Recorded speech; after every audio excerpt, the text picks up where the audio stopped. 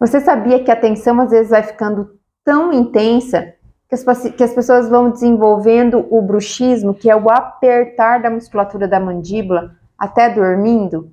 E que essa tensão ela é tão intensa que ela vai desenvolvendo uma alteração no formato da língua. A língua ela vai tomando o formato dos dentes.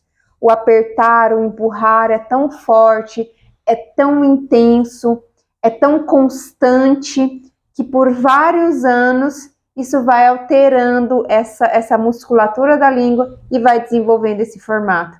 É importante que você possa se observar. Olha no espelho, tira a língua para fora, presta atenção se a sua língua não faz esse formato das curvinhas dos dentes na sua língua, que isso é uma característica do bruxismo. Observa, porque se você observar que você provoca essa tensão, essa hiperatividade, provavelmente até dormindo, isso realmente vai provocando uma tensão, uma hiperatividade, um desgaste da articulação temporomandibular, assim como também de todas essas estruturas da face, da cervical superior, às vezes da região anterior da cervical.